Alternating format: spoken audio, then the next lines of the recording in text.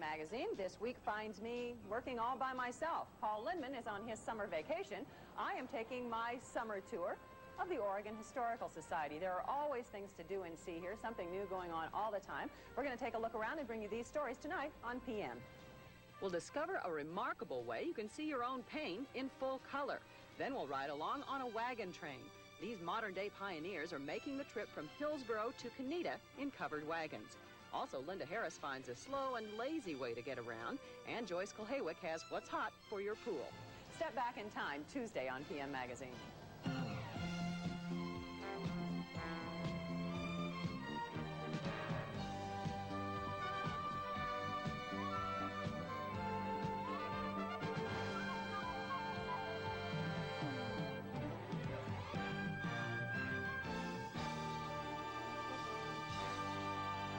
The newest exhibit here at the Oregon Historical Society is called Soft Gold. It's all about the fur trade and the cultural exchange that occurred here in the Pacific Northwest. Now, there are about 140 different artifacts in this exhibit. They're on loan from the Peabody Museum at Harvard University. And believe me, it is well worth an afternoon to walk through this exhibit. Soft Gold, the subject is fur trading. The subject for our first story this evening is pain. That's right. When you're in pain, you're all by yourself. Most of the time, your doctor can't even pinpoint the source of that pain. Well, tonight we're going to meet a California doctor who is photographing pain. That's right. He's taking a picture of your pain. And tonight we're going to learn all about it.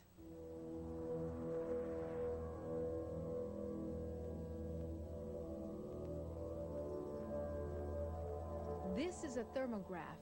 It's a visual representation of the way the body gives off heat. It's used as an objective evaluation of pain, giving doctors and patients the opportunity to see, quote, a picture of pain.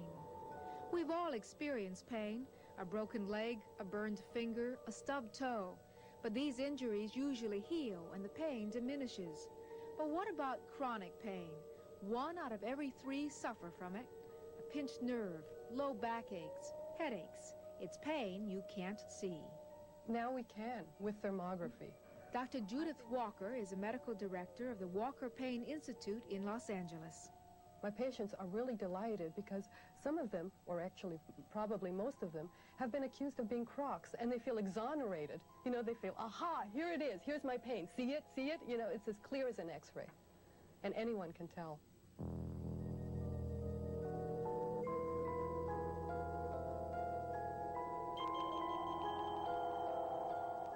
This is Dr. Charles Wexler, a radiologist in Encino, California. He is one of the country's leading authorities on thermography. His first experience in using thermography to see pain was only an experiment. He had a patient who complained of chronic pain that ran down the leg to the big toe. And I pointed the thermogram machine at his toes, and the toe that had the pain was gone. It was not on the picture. And I looked at his toes, and they were both there. And I looked at the thermogram machine, and there was no toe. It was cold. It was off the screen. I said, my God, this really works. And it just went on from there. As in most medical evaluations, thermograms are done in a controlled environment. The room must be draft-free, temperature regulated, and several sets of pictures are taken over a 45-minute period to ensure consistency. The electronic equipment includes an infrared camera and a video monitor. The varying body temperatures show up in different colors. By looking at the colors, doctors can interpret the area of nerve damage, the pain the patient feels. So what does pain look like? Generally, Jan, it looks like a cold area on the thermogram. The reason for this is that the blood vessels accompanying the nerve are put into spasm by the damaged nerve, and this appears cold on the thermogram.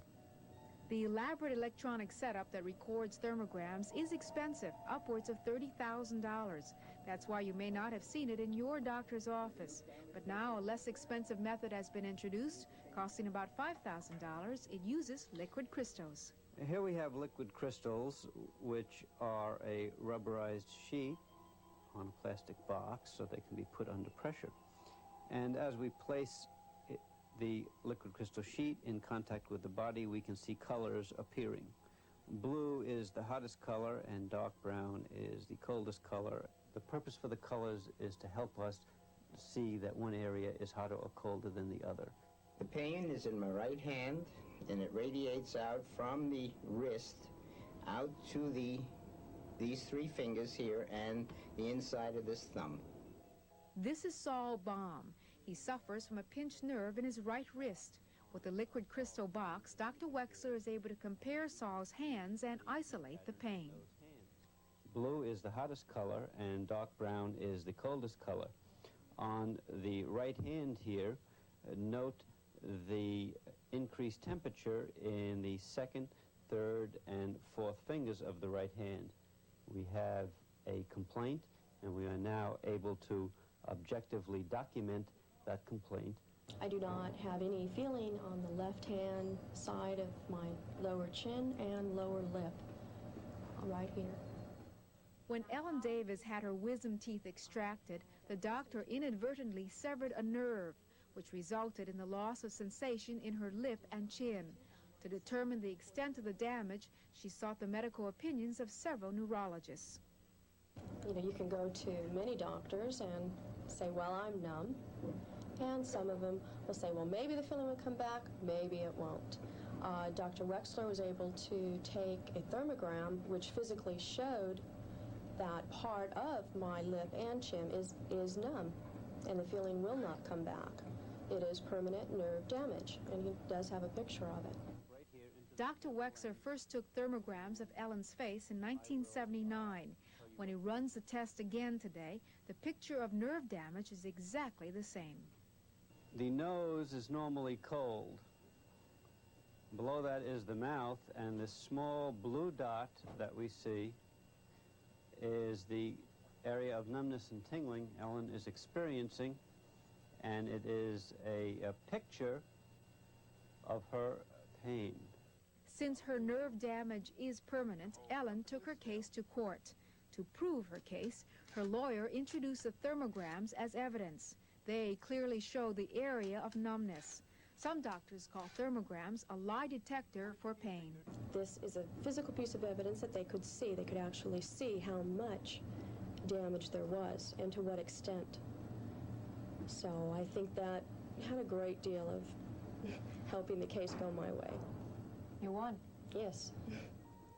As far as medical science is concerned, thermography is a harmless, painless, and safe way in which to show a picture of pain. It does not, however, show all types of pain. But for most chronic pain sufferers, being able to finally see their pain can be relief in itself. Well, there are very few places that you can now get a thermograph, but experts tell us that in the near future, a thermograph will be just as common as a dental x-ray. We'll return with more of PM Magazine from the Oregon Historical Society's Soft Gold exhibit. Don't go away.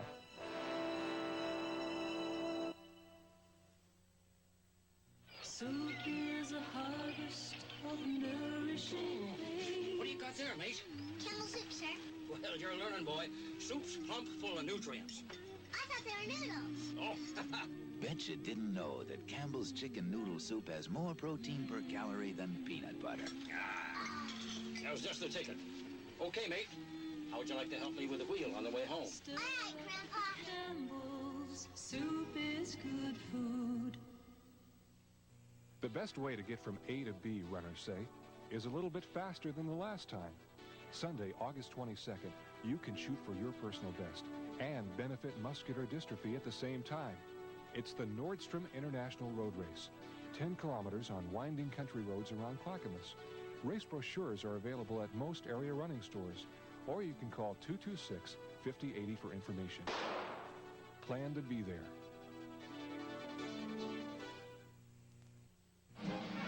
Circus, Vargas, America's big top giant. See 3 giant rings overflowing with chills, spills, and thrills under the biggest big top in the world. Portland, Lloyd Center, July 31st through August 3rd. Salem, Lancaster Mall, August 4th and 5th.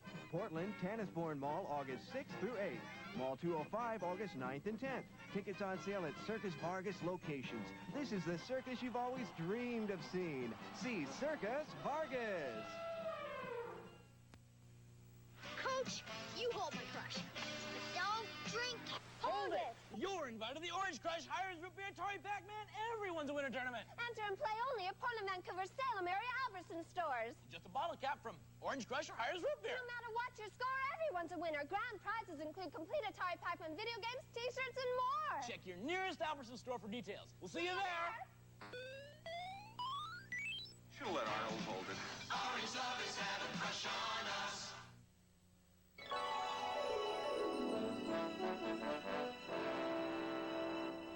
What you see behind me here is the Swift blanket. It was collected back in 1800 by Captain Swift, and it is considered to be one of the world's most rare textiles. In fact, it is one of 4 such blankets still in existence in the entire world. We should be pretty proud to have it on display here in Portland, Oregon. But right now, we're going to travel to Florida, Orlando specifically, the home of Disney World. And Linda Harris says, though, that after you visited the Magic Kingdom, there's still plenty to do in Orlando. And then Joyce Kulhaywick is with us, and she's going to tell us what's hot this year for around the swimming pool. Disney World is the #1 vacation destination in the world, so naturally, Orlando, Florida is a mecca for tourists. Hello, I'm Linda Harris on a sunny southern vacation to the greater Orlando area, where there are literally hundreds of things to do. Whales wait to be kissed, seals to be fed, rides to be enjoyed, and spectacular feats to be applauded. But even the most energetic tourist finds the pace exhausting. After several days of pounding the pavement, waiting in lines, and driving in the city, you may want to take a day just to relax. I suggest trying a favorite Florida pastime, tubing down one of the state's many spring-fed rivers. Leaving Orlando behind, I headed north on US 27. Near Ichituckney, the landscape was dotted with roadside stands peddling mountains of inner tubes. I stopped at one, picked up a tube, and made for the spring, where I teamed up with a few friends for a water frolic. But first, we decorated our tubes. Greater love hath no person than they give up their flower. All right, now I'm serious. Is there anything I need to know about going down river? You know how to swim? Yeah. That's a beginning. That's #1 right there. That's #1. With tubes flowered, dotted, and labeled, we ambled towards the river. Joyce, my guide on this expedition, had carefully stored her cigarettes and watch in watertight jars, ready for the run.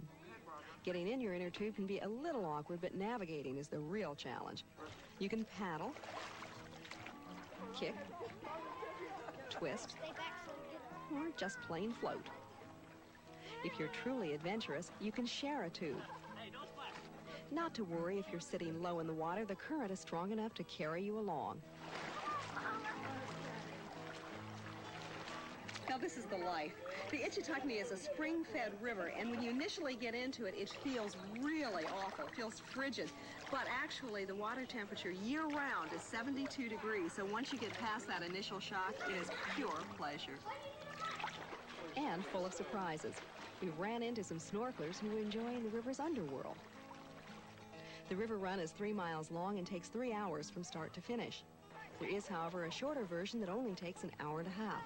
You can work up a hearty appetite on the river, and although no food is allowed on the run, there are picnic areas at the start and finish, so you may want to pack a picnic lunch. The Ichituckney used to be pretty much undiscovered, and then area college and high school kids started coming and enjoying it, and eventually tourists began to come. Today, it's possible to find as many as 3,000 people here on the river. In fact, that's the limit. The park is closed every day once 3,000 people are here. Now, that may sound like a lot of people, but it's so pleasant and there's so much river here that you really don't have the sense of being crowded. But if you are interested in coming to the Ichituckney, you really should get here early, because very often those 3,000 people are here by 10 o'clock in the morning. But what a good time they have.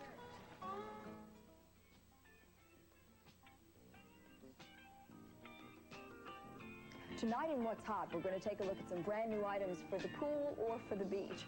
Good evening, I'm Joyce Kulhaywick, and this is the pool alarm. It has 2 parts. It has a sensor and a receiver. It works in any kind of pool. The sensor works on batteries, and the receiver you have to plug into an electrical outlet up to no more than 200 feet away from the pool. And this is a great idea if you have kids or dogs near an unguarded pool, because the sensor is very sensitive to any movement on the surface of the water. The alarm goes off, and you're alerted. Sells for $300. Now, believe it or not, this is a beach chair. It's all folded up right now because it's very, very collapsible, and it's terrific for storage as a result. When I get it all undone, you'll see that it's actually a very comfortable beach chair that is assembled with these metal rods. You just slip them into the material, which is a waterproof nylon. It also has pockets for suntan oil. It has a hood to protect you from the sun. It even has an inflatable pillow so that it's very, very comfortable. And again, extremely easy for storage. You could slip this under a bed or tuck it in the back of a closet. And here we are, 2 minutes later. It's all assembled, just $35. And finally, here's a very unusual tote bag. It's made out of a paper-like material, and there are a lot of other things that fit in this tote bag that are also made out of the same material. Beverly is wearing a bathing suit, which becomes a wraparound skirt.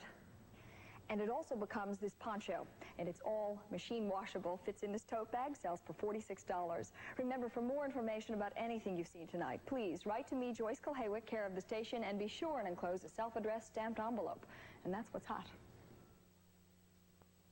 The Soft Gold exhibit is all about fur trading and the effect that it had on the Indian culture here in the Pacific Northwest.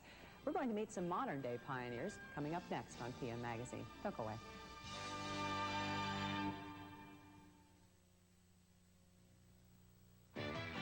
When you're out in the sun, enjoying the weather.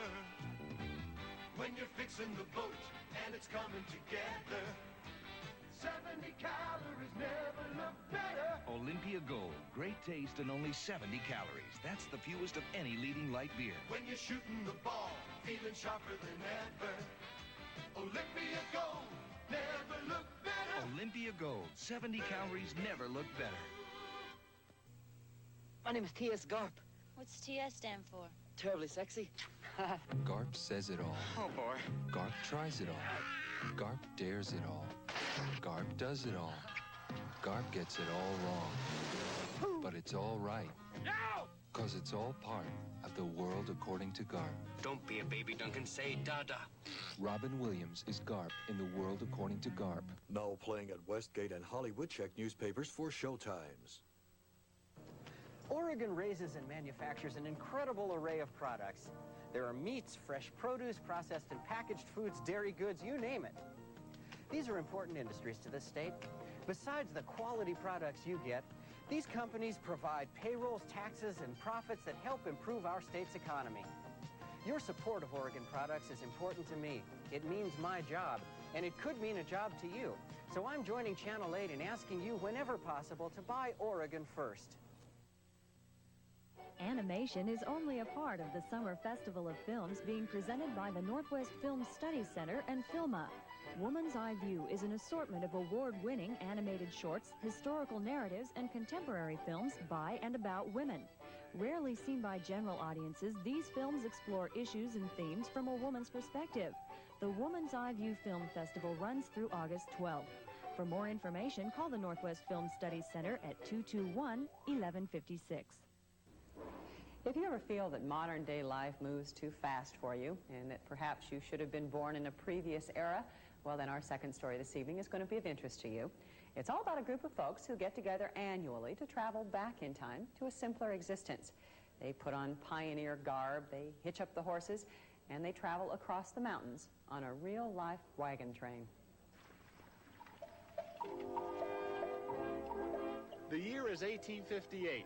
A surveyor named John Abbott and his party, fleeing from Indian wars in eastern Oregon, carve a path over the Cascades into the Willamette Valley. Then, a wagon train attempts the same hazardous journey, only this time in the opposite direction, starting in Hillsboro 124 years later.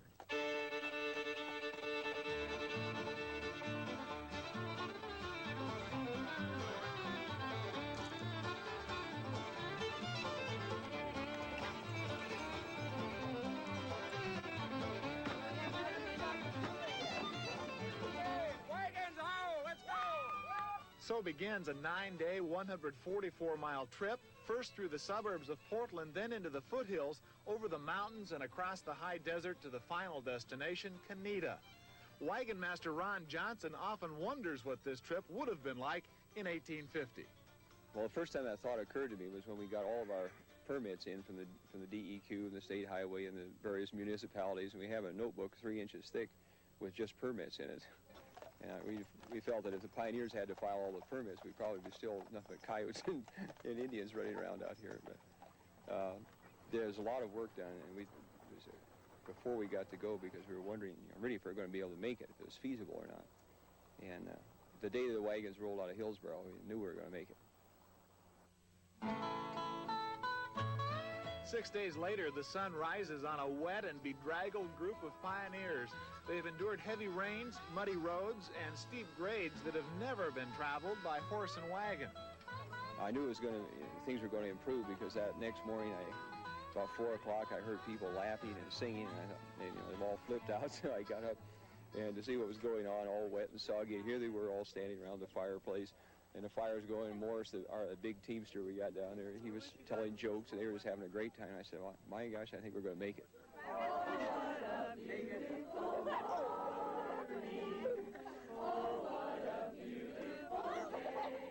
The Friendship Circle is an important daily ritual, but it's 7 o'clock and time to hitch up and roll them out. One for the road. Well, I found that ad in the paper, and I thought, wow, that's really neat. So I told my husband about it, and he told me I would never be able to make it or to tough it through something like that. And that really persuaded me twice as much to go on and show him that the women can do it all by themselves, so too. These folks have different reasons for making the trip. They vary in age, background, and pioneer savvy. But after 6 days on the trail, no one's a beginner, and they all share certain traits. If you're a grouch, you've got no place on this wagon trip. You've got to be the type of person that can dish it out and take it. Someone who drives a team of horses is called a teamster.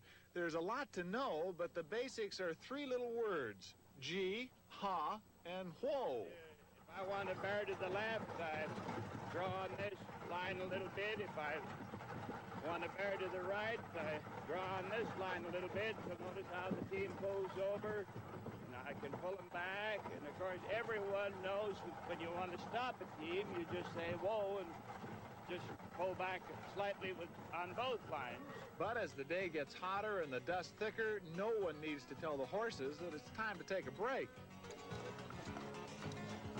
After thirst are quenched and appetites fulfilled, it's time to mount up. This is no mean feat for one pioneer, so she's developed an unorthodox yet effective technique.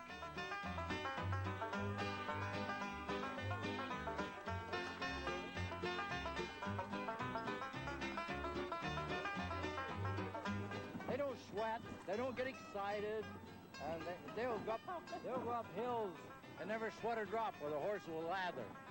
They take care of themselves. A mule, he thinks himself is number one.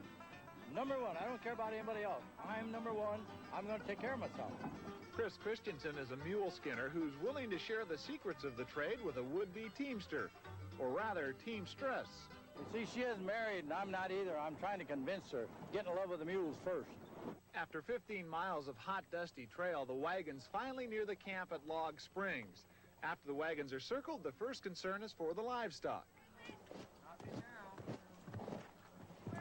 Everyone knows that this is the last camp because tomorrow the train arrives in Canida. They return to civilization gladly, but with a new respect for the land and the pioneers of another era who first traveled it. Oh, I think it's gotten me closer to some real things. Not be concerned with so many petty things that I thought were major things in my life to complain about. There's a lot of wonderful things in this country. It's nice to get close to them again. Well, we're told that the group intends to take the trip again next year. So if you're interested, you will have 12 months to get rid of the family car and invest in your own convertible 2-horsepower Conestoga. We'll return with more from the Oregon Historical Society. More information about their display here. Don't go away.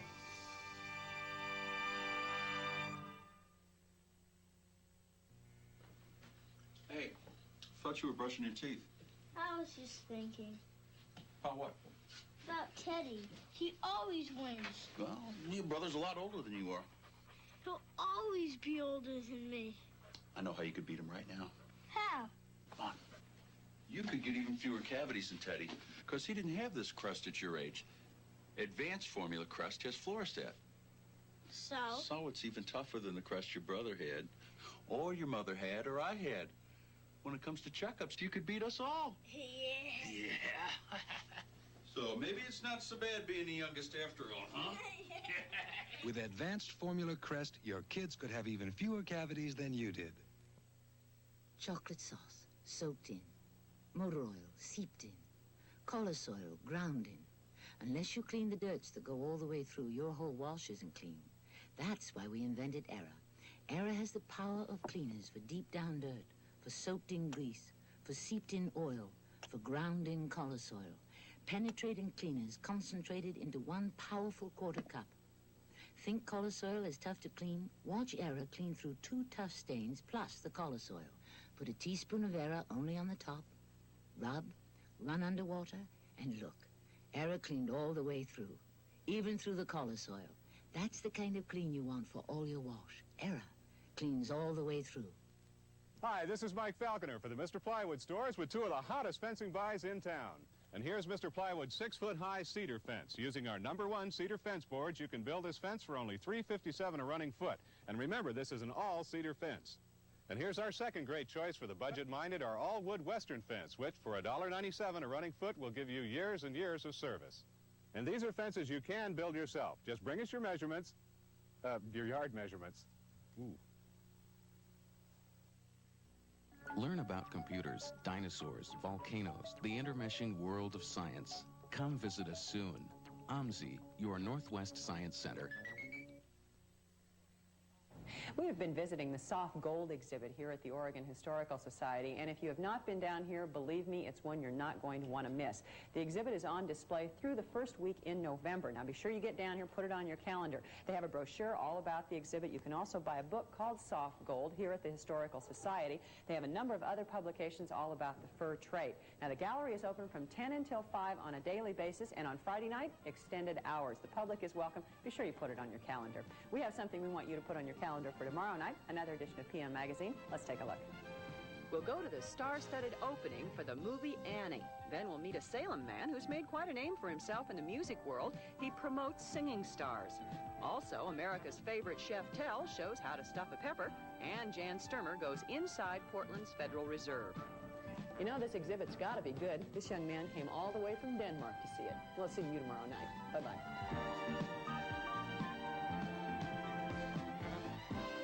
For the final word on the world around you, stay with Channel 8 for News 8 tonight. Ralph Wenge and Kathy Smith bring you late-breaking stories and fresh updates of today's news. Al Keck has widescreen action with big board sports, and Jim Little delivers the latest in Northwest weather. Don't turn in for the night. Tune in to News 8 tonight, the 11 o'clock news.